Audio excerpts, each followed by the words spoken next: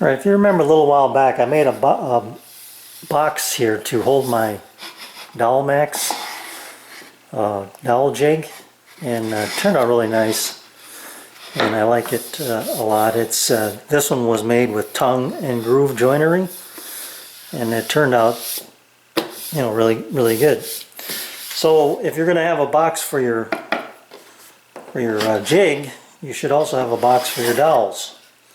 So I created this one, and this time though I made this one with variable spaced box joints, and it turned out pretty good. And I say pretty good because right off the jig, they were too tight, and you can't put them together that way, especially a plywood. You don't want this stuff blowing out as you put it together. So I had to take it to back to this table saw and kind of fiddle around with it until I got the fit I liked. But you don't want to do that. And so I know what the problem was, and so I want to show you how to avoid that problem with this video. I want you to be able to get a perfect fitting box joints using a dado set right off your jig. Right, when I cut my box joints for my box to hold my dowels, I made an assumption, and that's where I got myself in trouble. I assumed that my stack here was a 1/2 inch, and finding out later that my joints didn't go together, that they were tight, means that this stack is just a bit under 1/2 inch.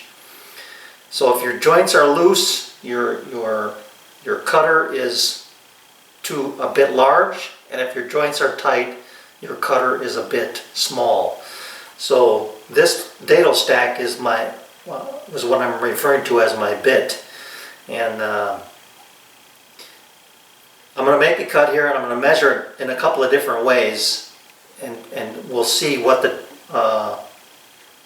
measurement is.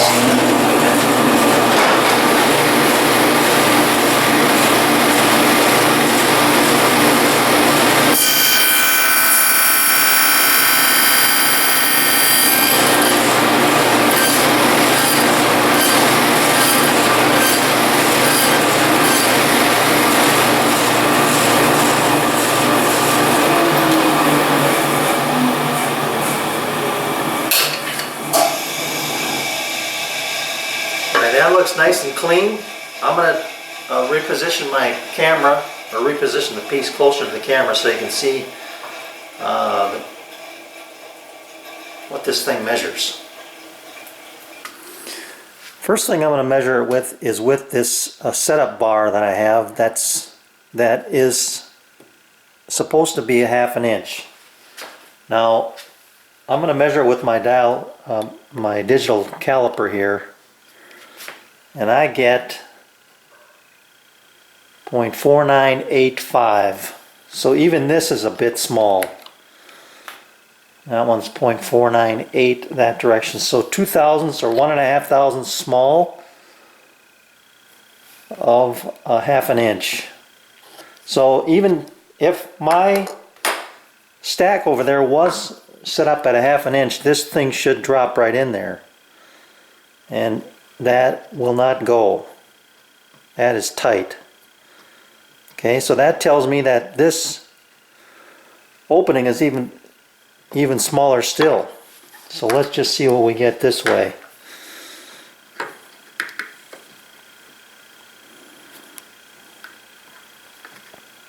Point 4925. Let me get this a little bit better position here.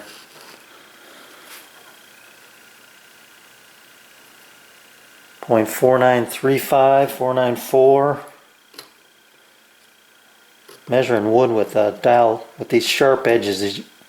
I should be going this direction. Let me see what happens when I go this way.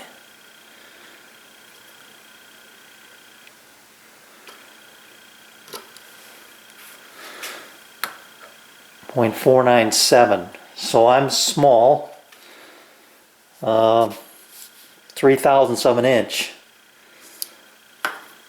So what I'm going to do now is I'm going to slide this over. I'm going to make another cut. I'm going to put a shim in between the two middle cutters and see if I can come up with, I want to be just a hair over a 1/2 inch so that my joint goes together easy and not have to be forced. You know, you got a little bit of room for glue. So I think ideally what I would want would be 501, 502, somewhere in there.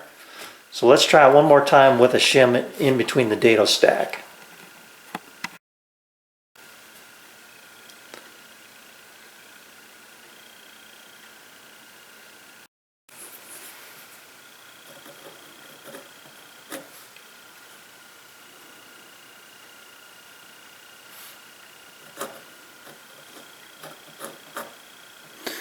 Marking this set 1, this edge was against my stop, so the mating set has to be made that same way.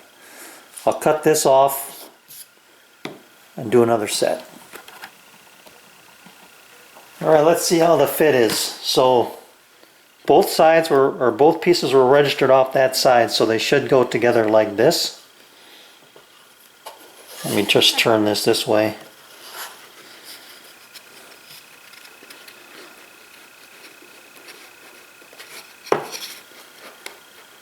That's still, I mean, that's going together easier than my other one, that's for sure. But it's still too tight for my liking. I mean, it's a nice, it's a good fit, but I don't want to have to force it like that, you know. So I think I'm going to go back to the drawing board.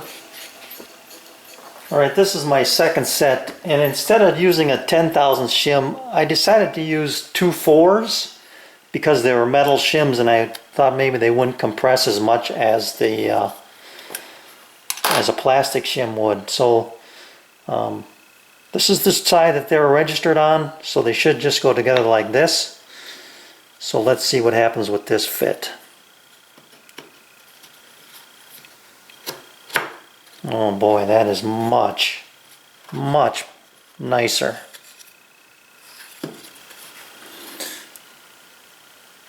I didn't have to do any cleanup at all, actually. I just had to put it together a little more carefully. But that is the kind of fit that I would like to have when I'm doing box joints. Just enough of resistance there to hold it together, but when you put clamp pressure on it, it's going to pull it tight, and there's a little bit of room for glue.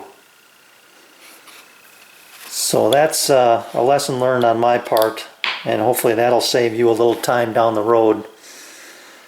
Make sure that what you're cutting is a 1/2 inch, and if it's too tight, your bit is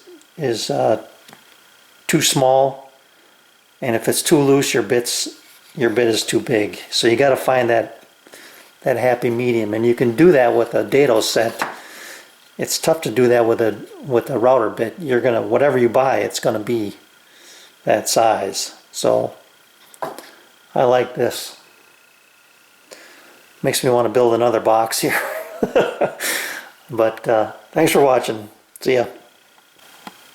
I guess before I go, I should do some of the other checks I was doing, but the other pieces, you can see this just drops right in there.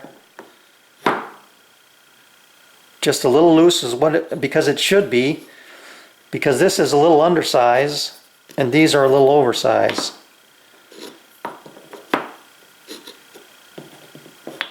That's good. Let's see what it measures.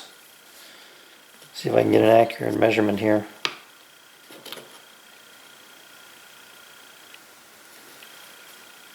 .503.5.